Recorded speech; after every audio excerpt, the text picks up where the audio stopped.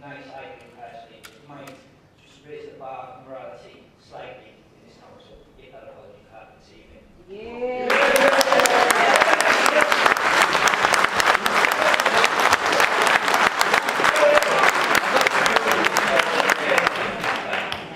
Councillor Jeffrey. Mr. Chairman, following on Councillor Rush's point and Councillor Root's point about the ability for political groups to sanction their own members. Currently under my term as a councillor, but I distinctly remember, and it's mainly the fact that the Kerry Street Hall's being part of a number of occasions when members have been seriously sanctioned, certainly Councillor Richardson and Councillor James and Councillor Cranny, I believe, can't remember, for one sanctioned for voting the wrong way.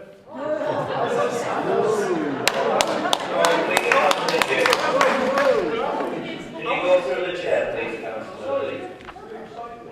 I haven't forgotten the limitation of also being sanctioned for voting the wrong way, or even worse, expressing an opinion of a matter that's of general interest to members of the public. Now, if sanctions apply when somebody steps out of line and perhaps votes the wrong way, in the Southern State, I appreciate that's unacceptable. But in a democratic system, that should be encouraged, because that's what it's supposed to be about. Exactly. And yet fails to put a sanction on somebody who acts in a way which is completely unacceptable. Yeah. Surely, if not, that says a lot about the way some groups function. Yes. The opportunity for leadership to show that it was leading was there, and it could have happened immediately the next day. In fact, it should have happened the same night. I would suggest that as an example of failed leadership, and it was a disgrace more for the party than the individual.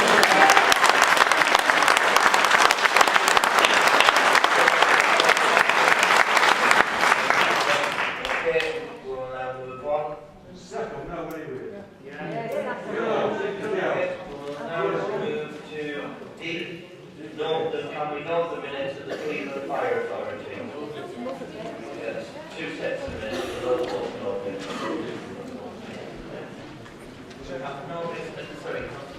So you said the Fire Authority.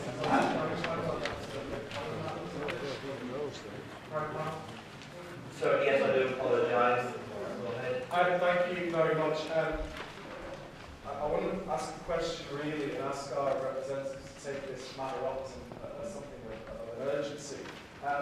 I was at a residents' association in the Burn Valley Ward quite recently where a PCSO, who for obvious reasons I will leave nameless, shared his view with me that the decision was imminent, if not already taken, that Cleveland Police, under the Police and Crime Commissioner, are intending to move Hartlepool headquarters into the new fire authority building that's being built and plan to close Avenue Road in the town centre, which would leave Hartlepool without a major police station in its town centre. Now, I raised this a year ago when I was made aware of the fact that the entire floor of Avenue Road is empty because services have been centralised to Middlesbrough. And now we have rumours that Avenue Road, following on from 174 York Road, the police presence there, may go all together. It is not a credible situation for Hartlepool to see its main police station taken out of the town centre, close proximity to Church Street, the football ground, and other places where a proper police presence is necessary. Now, I don't know, and I'll be clear, the veracity of what I said, but I don't really believe that someone walks the beat every day to try and protect the public has a great deal of motivation to tell untruths about this thing. Can I, as a matter of absolute urgency, ask this council and our representative crime panel to write to the Police and Crime Commissioner and demand 100% total assurance that Avenue Road will not close.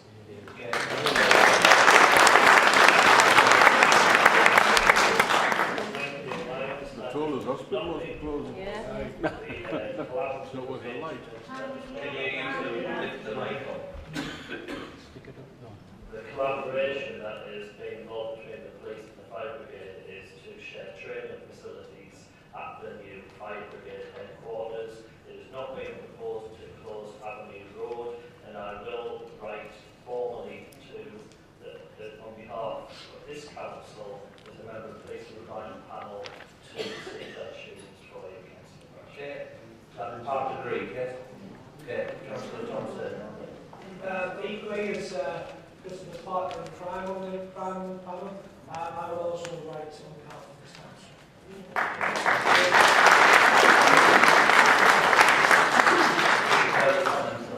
No. Okay, and then move on to item 12.1. Devlin. What's the whole? Thank you. This obviously is the periodic review of the Council's constitution. I have received representations actually from a number of councillors whether I would actually refer this matter. And certainly I am amenable to that. Here actually were delivered slightly late on this matter. Just for general information, certain themes are brought to my attention from members of the public through public questions, and earlier there was reference to the 6-month rule raised by Mr. Measer and also myself in this report this evening. There's also actually a question which I made from Mr. Fisher regards the issue about apologies for meetings and also other matters relevant to consideration for next fiscal year. The reason actually why I'm minded to seek a deferment of this report is that yesterday we received notification from the Department of Communities and Local Government of regulations, in fact the local authorities standing orders England amendment regulations 2015, which actually will reshape to a degree your officer employment procedure rules for statutory officers. And those regulations will come into force on the 11th of May of this year. And it is requested that the next available ordinary meeting of the council deals with the amendments brought in by the regulations at that next meeting following the 11th of May. In our case, that will be the meeting on the 26th of May. So without further ado, I invite members to agree to deferment of this report and also including other matters and to be received at a short meeting on the 26th of May. Okay, is there any dissent to defer this matter? Okay, can we have a show of hands then? All in favour? Okay, carried. Thank you. We'll move on to item 2, the pay policy statement. Yeah, thank you. This actually pay policy statement for every general information is a requirement which is introduced under Section 38 of the Local Act 2011, wherein local authorities had to produce such a statement for the financial year 12-13, namely before the 31st of March that year, and each subsequent years. We actually have referred to guidance issued by the Secretary of State, and that actually is issued in Section 4 of the Act, and it's called Openness and Accountability in Local Pay. And the point in the guidance, which is of particular relevance, is that each local authority is an individual employer in its own right, and has the autonomy to make decisions on pay that are appropriate to local circumstances and which deliver valuable money for local taxpayers. Clearly, pay policy statement seeks to actually represent or operate within the council's guard pay conditions, and obviously is to add to transparency of the way councils actually deal with matters of nature. It also actually incorporates in the current iteration the amendments made through the Local Authority Transparency Code, and also actually deals with matters that were raised at council on the 5th of February of this year, when a motion was raised as regards issues surrounding zero-hours contracts, and upon which there was reference to 6 key principles. Those key principles are employees and contractors on zero-hours contracts should, within 6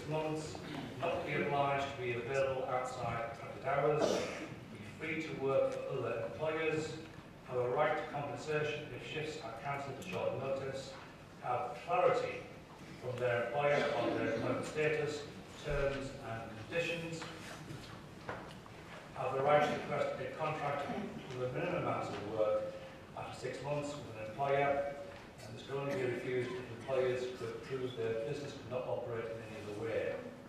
Finally, have the right to a fixed hours contract after 12 months with an employer. There was an amendment to the motion as agreed by Council. The motion will be referred to myself as part of the annual review of the Council's paid policy statement, and a full and balanced appraisal can be sent to members and a robust decision can be made. As regards to those proposals, I'll go through actually in turn, paragraph 3 of the report. I should mention that there are 22 individuals within the Council who actually have 0 hours contracts presently, 5 of which who have standard posts and contracts with the Council. There are also reforms that are pending through the Small Business Enterprise and Employment Bill, which is particular relevance within actually item 3.3 of the report. We'll go through those key principles and commentary thereon.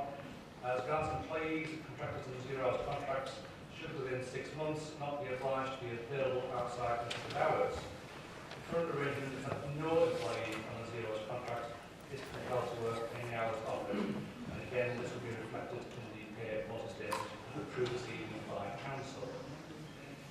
The reforms as mentioned, which might see light of day, we believe, in spring 2016, entails that exclusivity clauses in 0 hours contracts, i.e. where somebody is tied in exclusively with one employee, will be outlawed, and again this will be reflected based on the pay policy statement. As regards employees and contractors on 0 hours contracts, should within 6 months have a right to compensation if shifts are cancelled short notice. The Finance and Policy Committee on the 30th of January this year received a report in session on workforce arrangements and amendments thereto. Negotiations are ongoing with trade unions in this respect, and therefore a further report will be brought on that matter to Finance and Policy and to the Council in due course. Employees and contractors on 0 hours contracts should within 6 months have clarity from their employer on their employment status, terms and conditions. Again, as indicated by the Council, to all 0 hours contracts affects an employment status of the employee as opposed to actually the casual worker.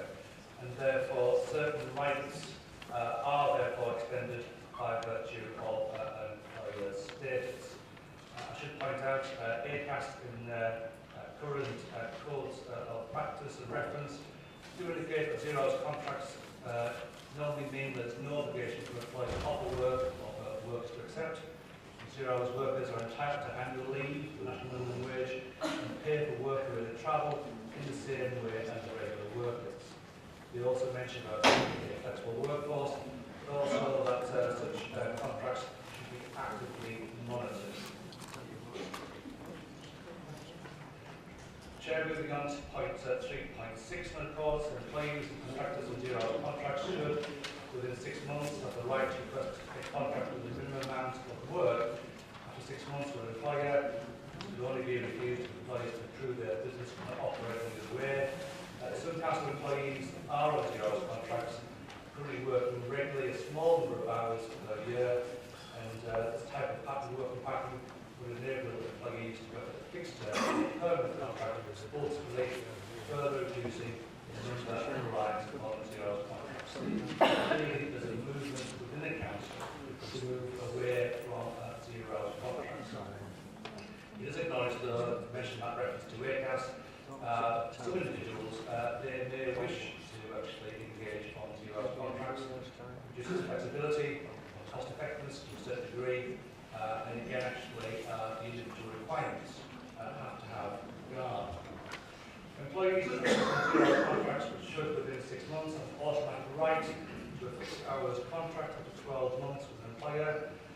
These arrangements, as detailed in paragraph 3.8, are essentially agreed to address concerns as employees will be able to request a review of their contracted hours at any time after 6 months in post. This actually is the normal kind of probation period to apply to an employee in the event. As regards the issue of extending those sentiments towards contractors, it is appreciated certain commercial considerations surrounding contractors. It is suggested that the Council adopts an approach basically encouraging contractors, particularly those based in Hartlepool, to mirror the Council's zero-hour contract arrangements and therefore have that in line and equally basically to reinforce the approach the Council adopted that a Hartlepool living wage be adopted by contractors. Members have attended the pay policy statement. The major amendments to that statement were a degree of updating regards basically the salaries of the highest to the lowest paid employees and paid multiples. The major changes I will update is in paragraph 3.2 of that appended document. Also at 9.1 onwards, and also actually the amendments suggested within this report at 15 as regards the use of zero-hours contracts. Namely, the Council does not generally support the use of zero-hours contracts. However, there may be circumstances where the use of zero-hours contracts is the most effective and efficient way of meeting the Council's needs, and this is the Chief Executive or nominees will determine when it applies. Where employees are employed on a zero-hours contract, they are employed on a permanent or fixed-term basis, are entitled to request a review of their contracted hours any time for 6 months in force and not prevented from working for any other employer. In regards to contractors, when this report was tabled before Finance and Policy Committee this week, the reference to an amended clause 16 for contractors did say the Council requires contractors to comply with the National Minimum Wage legislation, install new and extended Council contracts, and encourage all contractors to pay the Council's living wage, and avoid the use of zero-hours contracts. Originally, the report before Finance and Policy Committee was included and avoid the use of zero-hours contracts, unless their business could not operate in any other way. The recommendation from Finance and Policy Committee was the deletion of the words unless their business cannot operate in any other way. And therefore, Mr Mayor, the amendments in the report are, as mentioned earlier, and primarily amendments at paragraph 15, inclusion of reference to zero contracts, paragraph 16 of reference basically to contractors paying the minimum wage, certainly trying to encourage Hartlepool living wage and also actually seeking to avoid the use of zero-hour contracts. Chair, that is the report. I expect amendments to follow the recommendation, which is a legal requirement, to adopt the pay policy statement by Councillor Brash. Scared to say this, but actually it's party. Just that last thing you said, Peter, about paragraph 16.1. I would say the highlight area is being cut. That's the recommendation there. But the highlight area is being added, and that's the recommendation there. Chair, for the avoidance of any doubt, yes, the deletion of the words unless their business could not operate in any other way, bracket C 15.1 of the bracket, that has now been deleted, and therefore that particular suggested clause in 16, the final line would be and avoid the use of zero-hour contracts. Okay, thank you. Any further questions or debate? Councillor Hargreaves. Thanks, Chair. Thanks for remembering my name as well. I do appreciate that. It's just a point, actually, just in relation to your comment or the point of the report that says that we can't encourage existing contracts or contractors to avoid the use of zero-hours contracts now. If I had a contract with the local authority, just to be absolutely clear, I've never had a contract with the local authority, I think that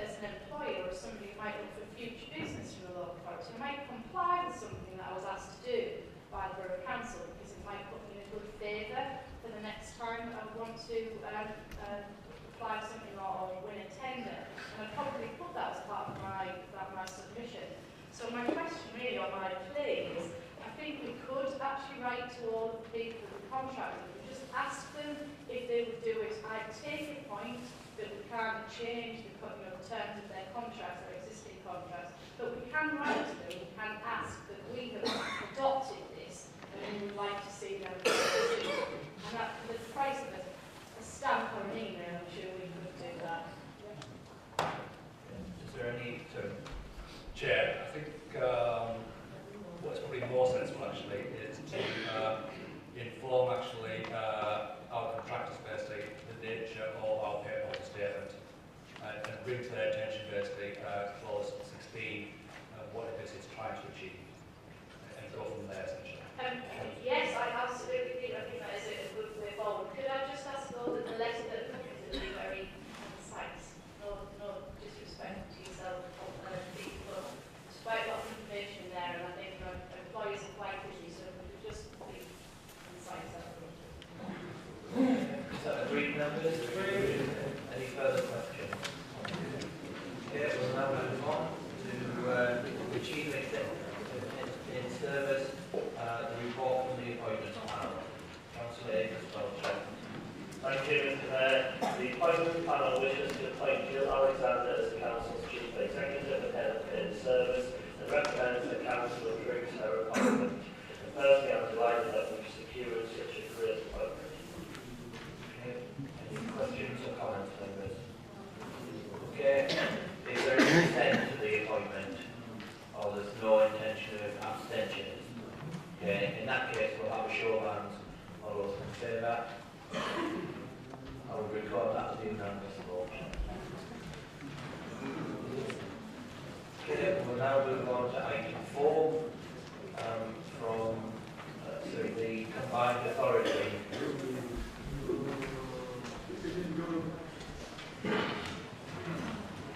Thank you, Mr. Mayor.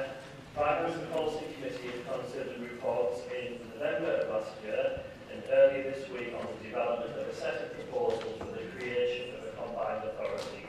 It is important to say again that this is not about recreating Cleveland, it is not about merging councils. A combined authority will not do this, it would assist decision making on matters of jointly agreed priorities of economic development, skills and transport across the 5 boroughs. The combined authority with its focus on economic development, skills and transport across the 5 boroughs puts us in an ideal position to accelerate the economic prosperity and development of Hartlepool and the Tees Valley, be in a better position to lobby government for increased resources and fight our case against other sub-regions, which if we don't do this will be in a much stronger position. It is for this reason that I move the recommendations in the report. Councillor Rash. Continue, Councillor Rash.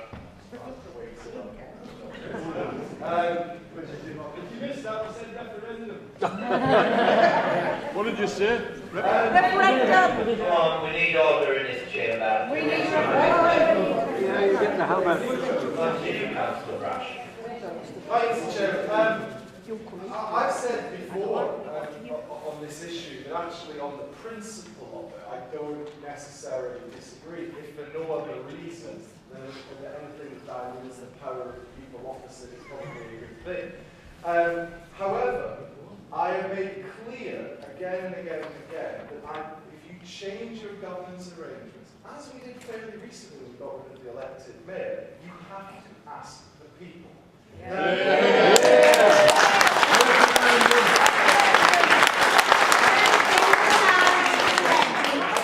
Particularly, Mr. Chairman, because the attempts thus far to inform the public of what this means, I think would be considered disingenuous at best. But good old Ray Mallon, he's appeared on television tonight, giving a much clearer view of what this could mean. Because he's announced that if we get a combined authority, he'd be quite happy to run for mayor of it. So we get rid of the elected mayor, and all of a sudden we're now moving down a track towards a system that's going to get an elected mayor for the whole of Cleveland, and it's going to be a guy who comes from Middlesbrough. Now, you only have to look at the direction of travel the government's in the moment. Greater Manchester Authority is having an elected mayor without referendum. It's just been put in there. It's been the first election for it's going to be 2017. And the government has said, good old Greater Manchester, you like what you're doing, you're going to get all these devolved powers. North Yorkshire say, we don't want an elected mayor, thank you very much. The government says, well, you're not getting all those devolved powers then. Bribery. Let's be honest, government wants us to formally merge and move the governance away from the smaller towns like Hartlepool into much larger authorities. Everybody knows the advice of civil services that good governance happens when you've got a minimum of 300,000 people to serve. It's the same right across government. Look at anywhere you go, that's what they push for. And this is the starting gun towards that. In a few years' time, there'll be an elected mayor, and then we've got an elected mayor. What's the point of all those individual councillors, which at times is a very good question, what is the point of some councillors? Nevertheless, we're going to get there. This is the starting gun. Now, generally speaking, when you want to do something, you publish a manifesto, and if the public elects you, then you've got carte blanche to do it. And most people will know that the Labour Party in Hartlepool did publish a manifesto. And they've been touting it around town, saying all the things. We listen to you. Succeeded in. I mean, just before we get on to the lack of a referendum, they promised us competence, and there's a tick next to it.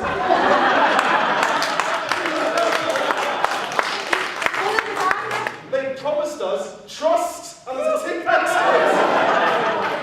We listen to you. Yeah. But what there is no promise and no tick was a combined authority. It doesn't exist. It wasn't in the manifesto, and yet they're trying to do it anyway, and they don't want to ask the public's opinion. Now, I know they don't want a referendum, and I know the Chief Solicitor will tell me in a moment that I can't propose a referendum again because we've already made that decision, and 6 months has to go by before I can propose the same thing again. So I can't propose a referendum. Not that we get one anyway, if I do. However, I've got a compromise. The report clearly states tonight that there is going to be an inevitable delay in actually taking this forward, regardless of the decision tonight, because of the general election. It says it will take place in May 2015, and there will undoubtedly be a delay in proceedings. That means we've got time. That means we've got time for genuine consultation, not the sort of consultation that asks the question, do you think we should strengthen the way the 5 councils work together through a new combined authority, which is leading at best. So I'm going to propose something different tonight. I'm going to propose what's known as a caucus. If it's good enough for Iowa to elect its presidential nominees, then it should be good enough for Hartlepool. Let's get the Borough Hall on the head. Let's send invitations to every community group, every residents association in Hartlepool to send representatives to a meeting. Let's allow the public to come on a first come, first served basis. You can fit a lot of people into that hall. Then let them hear the arguments from all sides on a combined authority. And if they agree, they can vote for it in that hall that night, and we will respect it. Yeah.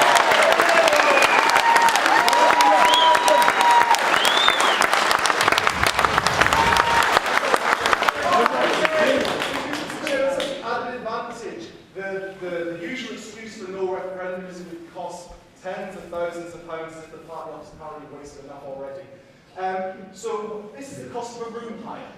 The cost of a room hire and a few stamps to invite community groups to send representatives and the public's petrol to get to the meeting, and then they can vote. And we can hear a lot more than the 0.0% of the population who've been consulted thus far. So I would like to move, Mr. Chair, that we delay any decision tonight, hold a public caucus of the people of Hartlepool to ask them what they want for their town. Exactly.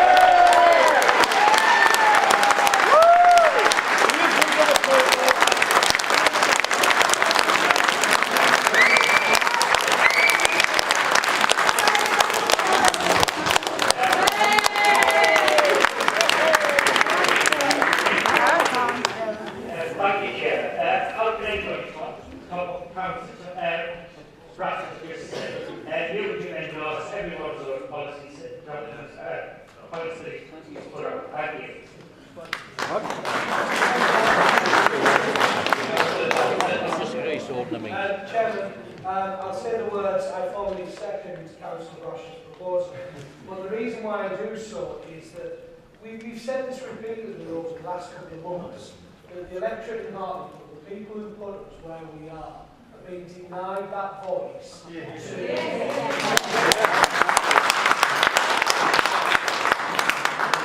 been denied that opportunity to voice their opinions. Now, when we left Cleveland, the public had their say. When we changed the governance arrangements in this council 2 years ago, the public had their say on this. But for some reason, the public are being denied. Now, they're being denied in this case. Now, I don't know if it's true, but I did read on a social media site recently, a representative of the Conservative Party, who I don't think is in the room tonight, but he said that he'd asked the questions of his leadership, why are you denying the public a voice? And the response was, because they won't give us the answers that they want.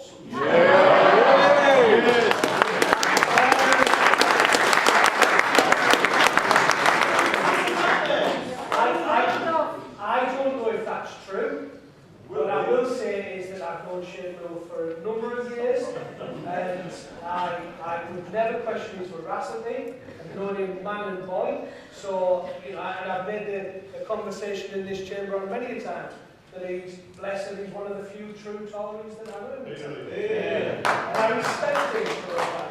So that's if that is true, and that has been said, then I think that's disgraceful. The members of this town are being denied their opinion for their voice because we don't trust them with their opinion. So as this stands, as it is tonight, I will quite happily vote against it.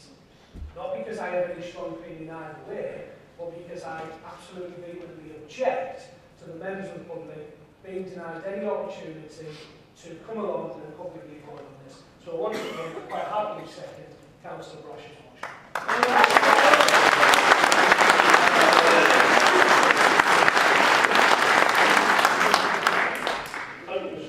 It would be interesting to know if the Comrades opposite have been given a free vote in this, or have you been that's the crux of the matter. Mr. Chairman, I joined this local authority as an elected member in 1998. It's ironic that that was the first year that we were a unitary authority in our own right. I'm leaving in 2015. And that's the year we could well lose what we've done. Absolutely. The idea has been stated by the leader of the council that there is strong support for this from residents. Rubbish! Don't listen to the people! Within the recommendations, members are recommended to know the positive nature of consultation results. It's all about quantity, not quality. The idea that 0.00, whatever it is, of a loaded survey will be surveyed, and those questions were so loaded, comes back with yes, and it was the only answer you could do if you wanted to take that as a joke.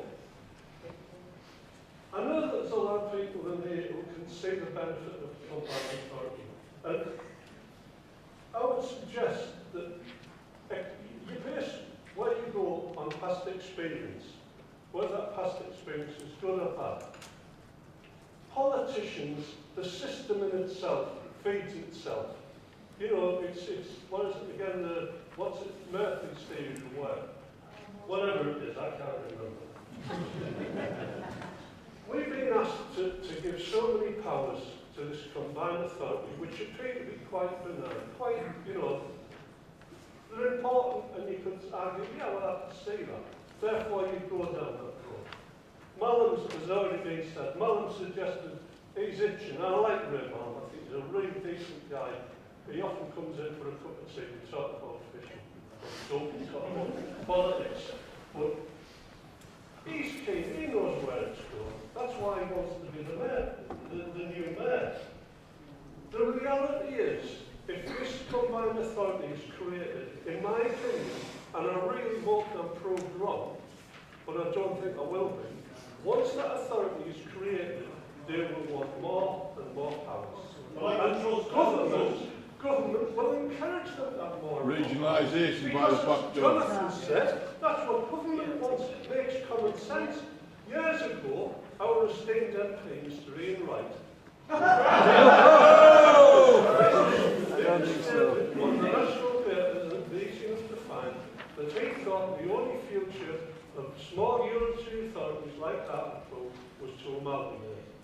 And I recall that very clearly. Vote yes for In regionalisation. my opinion, That's if what he we was go saying. down this route, as it stands, within 1-2 years, we're going to find ourselves as a little satellite annex of the new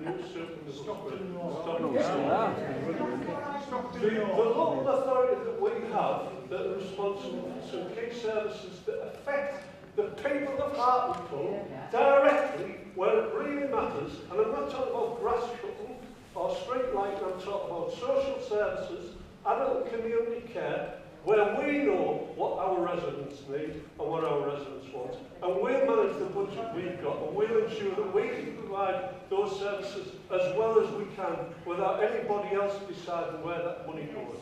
If we go down that road and we allow, and I think it will happen, and I know officers will disagree with me, but if we go down that road and allow that to happen, we'll become nothing more than a parish council. Our responsibility will be making sure that dog bins get emptied and the other bin gets emptied and the road sweepers a new brush every 3 months. That's really the danger of going down this road. As Jonathan said, I can accept what the people want, right? That's the whole theory of the way government works. The dog, the people, should dictate how our tail wags. If they're happy, we wag our tail. As it stands, the tail is trying to wag the dog. Absolutely.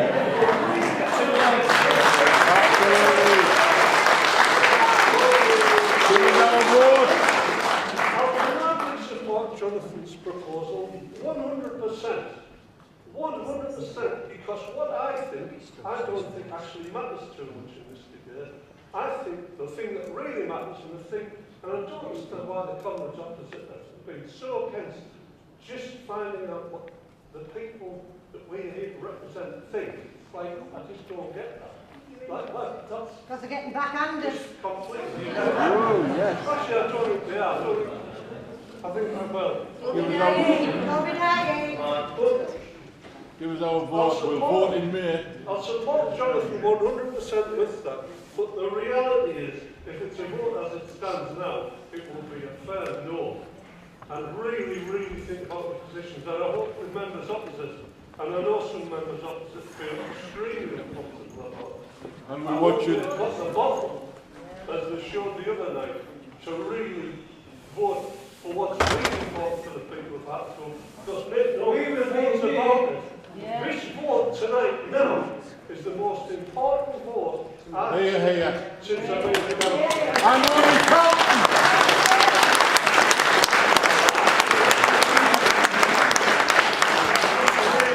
You know this count tonight.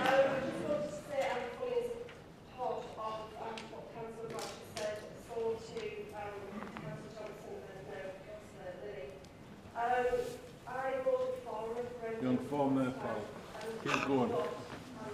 Nice man, Fisher. Why do you want to step down,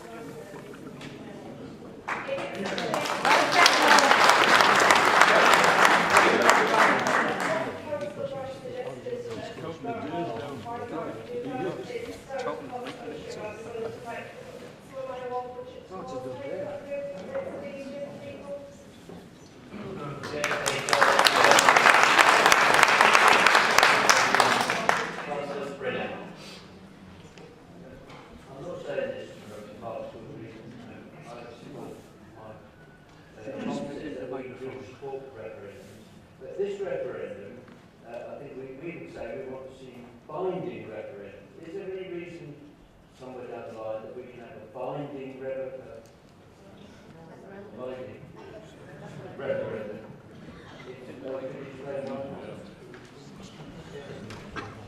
Chair, as part of the reforms about having a binding referendum. That was dropped.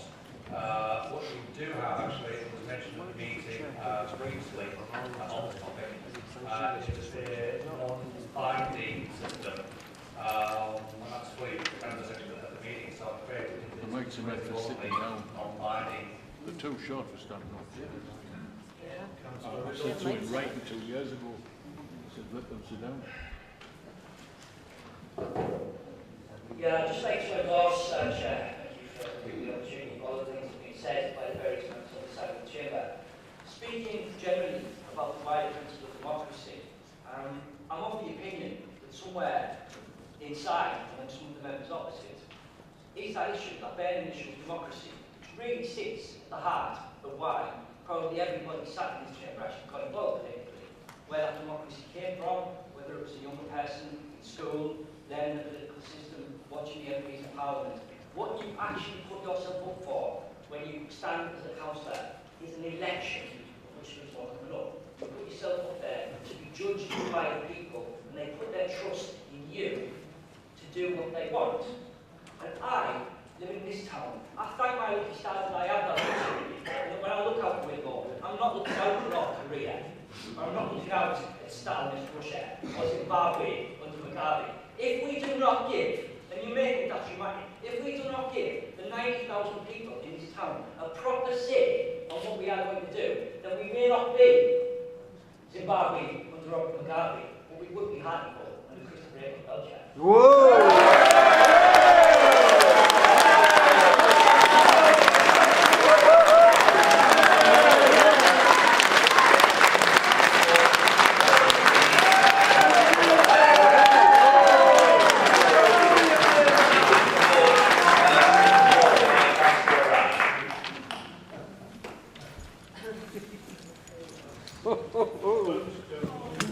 This is a vote. Yeah, this is the vote on the proposal by Councillor Brash. Meeting in the Borough Hall. Democracy. Democracy. They don't know the meaning. Councillor Town. Councillor Chris Bakers Belcher. Against. Councillor Stephen Akers Belcher. Against democracy. Councillor Atkinson. Sorry, I can't leave people. Couldn't keep quiet. Thank you. Councillor Bartlett. Councillor Beck. Councillor Brash. Councillor Clark. Councillor Cook. Sorry. Councillor Cranny. Councillor Gibbon. Councillor Griffin. Councillor Hall. Councillor Hargreaves. Councillor Hine. Councillor Jackson. Councillor James. Councillor Lauderdale. Councillor Lilly. Councillor Loynes. Councillor Martin Wells. Councillor Morris. Boom! Councillor Bear. Excuse me. We'll have a little bit to jump them out there. That's why the mistake happened last time. Councillor Bain.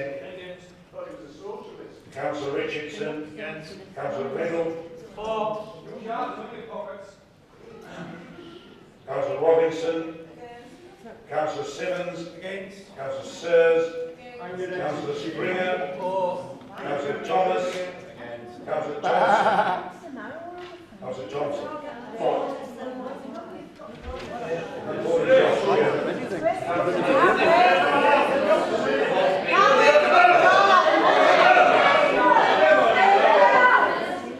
I mean, it's about the meeting. Thanks, Chair, all for the advice in the room here. Well, I'm going to keep trying. I've got another proposal.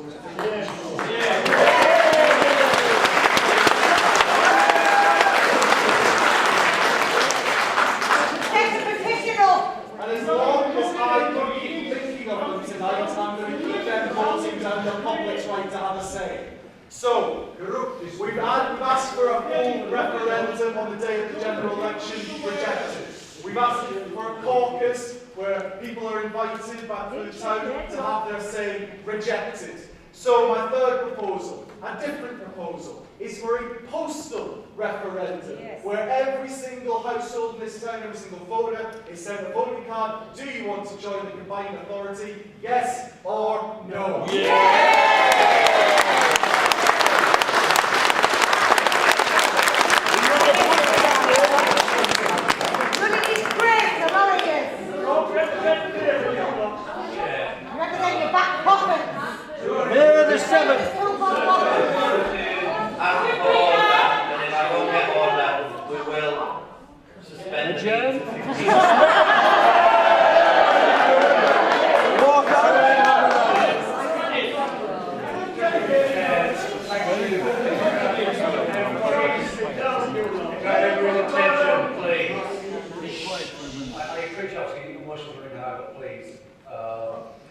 In regard to Councillor Brasher's proposal there, to me it's no different to the issue surrounding... Oh, disagree. As in regard to the issue surrounding a referendum, had members approved a referendum previously, it would have then been a situation as regards the organisation of a referendum on whether it should be through the ballot box or a postal vote. We'll do And it that by is the the ballot reason box in why May, fundamentally Councillor Brasher's proposal is no different from what basically it was proposed. That's just your opinion.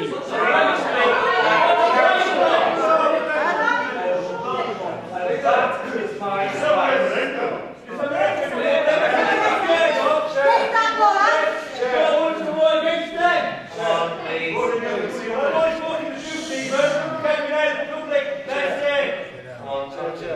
Thank you. First of all, before I say anything else, can I just make the very important point that you, Mr. Devlin, are absolutely just doing your job tonight and doing it at a very high standard. Secondly, can I just say that I just disagree with the last point you made. I was very specific in the proposal I made at the last meeting, which was that it would take place on May the 7th in conjunction with the general election to maximise turnout. That is absolutely indicative of the fact that it would have been a full ballot box at the polling station referendum. The mere fact that I said it would be in conjunction with the general election on May 7th makes that absolutely implicit in it. A postal referendum doesn't have a date attached to it, May 7th, it would just simply go out and come back and count it eventually.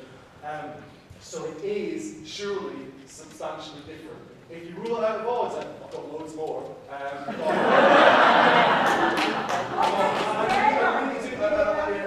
In all honesty, I said specifically an election in conjunction with the general election to maximise turnout. That's clearly implicitly not a postal referendum. Chair, I'll have to invite you. Somebody seconded. You're the one there, Chair, just clarify, I would advise you to rule that out of order, and if Councillor Brasher's other proposals to come forward, I'll leave it to him. Are you going to rule out of order? Yes, I am. Could you move on to your next proposal? Thank you very much. Okay. So now I would like to propose use of the much wanted Survey Monkey, only with a couple of changes from the system that was used last time. The first criteria would be that it's one question. Do you want to be a member of the combined authority? Yes or no? No! No! No! And the second criteria, very clearly, is that in order to be considered a proper consultation, there must be a minimum of 50% of Hartlepool's population take part in it. Once 51% of Hartlepool's population takes part in it, the consultation may end and we will respect the result, yes or no. Second, Chairman. You've all gone quiet over there. Not just enough to discuss, aren't there? I know.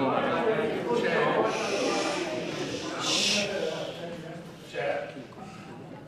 I appreciate the transparency where it's actually an adventure of Councillor Brasher putting forward these proposals. And I say with great project, I think no different. I can appreciate fully the motivation behind them. Essentially, actually, it is still a referendum on this issue, inviting the question. I see no semblance of Why are you scared of a referendum? what is being proposed, and that has been my question. Why are you scared of a referendum like that? Thank you, Chair. I have a referendum, and the referendum, our proposal is to remind the people of this audience tonight that they do have a referendum, and that referendum is on May the 7th. You're right.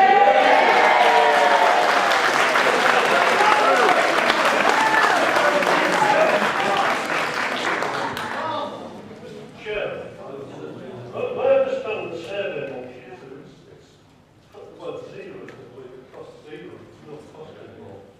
Now, whoever it is who was coming with the idea of the combined authority has been very happy to use survey. You missed the red card. Why?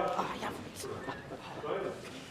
Now, if you follow the logic here, that you go to use survey monkey to get opinions to loaded questions, that's not people from this authority, that's people who are trying to push combined authority.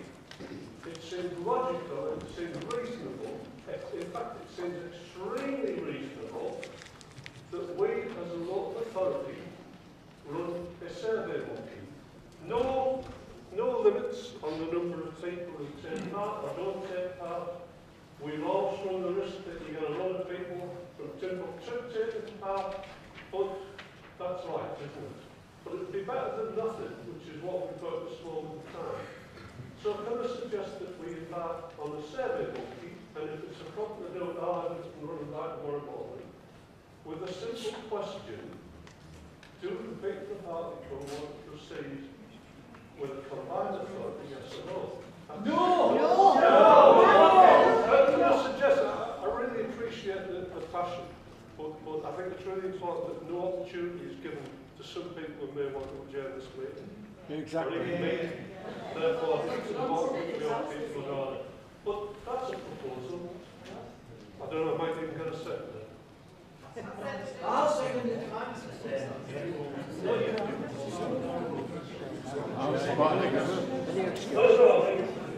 My understanding is that Jonathan was taken out of order, is that correct? But what I'm suggesting is we just have a simple survey, not a referendum. If it's good enough in this paperwork, we're going to use survey to get public opinion on loaded questions. Surely it's good enough for us to use the same tool with an unloaded question. I mean, yes or no isn't exactly a loaded question, is it? Although it could be. So let's just use it. What on earth is to be frightened of? It can be done by it can be done tomorrow, and you could set a deadline of Good Friday.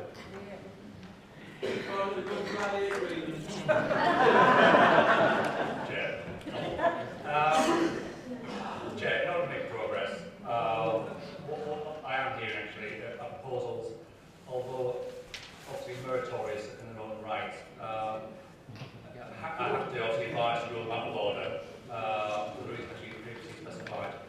Can I remind everybody actually in regard to the nature of matters, if it was a decision to move forward with the combined authority, a draft scheme is presented to the Secretary of State, he then actually is empowered to engage in consultation thereafter, upon which basically responses can be made through that consultation. And really, Chair, to invite some progress upon this matter, we've already had one proposal. I really invite you to make progress and vote upon substantive recommendation within the report. Councillor Thompson.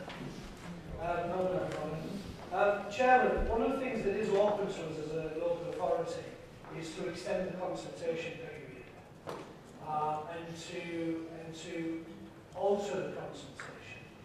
So I'd like to propose that we look at the consultation that went out, we review the questions, we immediately agree to, in the light of the items in the report that say that there is no rushing into this, nothing's going to happen before the election. So we extend the consultation period for a further 2 months. We look at reviewing those questions and we make sure that our wonderful own council publication, Heartbeat, has a feature which is very clear on what is meant by the community property. Because I think there is possibly elected members in the room that don't understand New council.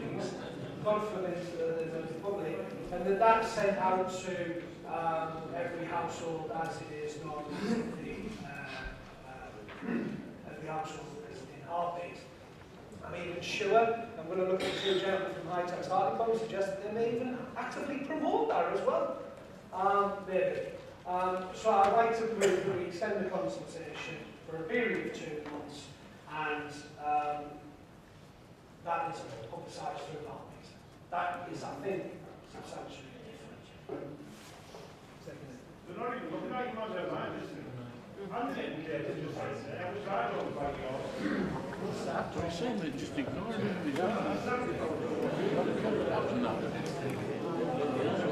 Everybody's seen this man's hand up, they're ignoring him.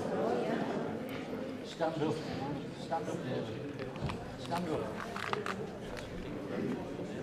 Obviously, I'm ruling out the proposal by Councillor Rush, but I will take a vote on the matter from Councillor Thompson about if indeed there is a seconder for that.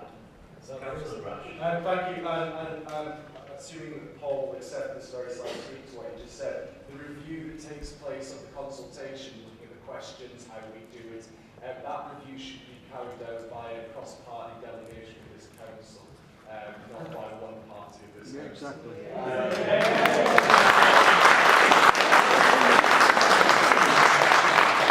Or by the new council. Paul's indicated he accepts that slight tweak, so with that in mind, I'm absolutely delighted to second an extension of the consultation, a review of the questions, and a review of the methods by which we have consulted the public. Okay, I'm going to move to the vote. There's a lot of discussion on this. This is all private meeting. He's just been ignored. Councillor Ainsley, Councillor Christopher Ingles-Belcher, Councillor Stephen Ingles-Belcher, Councillor Atkinson, Councillor Barclay, Councillor Beck, Councillor Brash, Councillor Clark, Councillor Cook, Councillor Crane, Councillor Gibbon, Councillor Griffin, Councillor Hall, Councillor Hargreaves, Councillor Hine, Councillor Jackson, Councillor James, Councillor Lauderdale, Councillor Lilly, Councillor Loynes. Look at him, we consulted. Please in the audience. Can you ask the accountants to speak up, please, but I can't hear them? Well, if you kept quiet most of the time, you really could.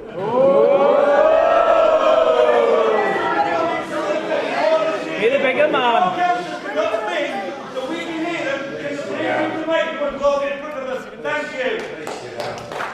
Hey, we've got to slip over here. Councillor Lilly. Have another vote, Jeff. Councillor Martin Wells. Councillor Morris. Councillor Payne. Councillor Richardson. Councillor Riddle. Councillor Robertson. Councillor Simmons. Councillor Sears. Councillor Springer. Councillor Thomas. Councillor Thompson. Okay, we'll now move to Is that a record? substantive vote. You told me to corrupt. Okay, we'll move to the vote. We've had enough discussion around this matter. No, we haven't. Any more?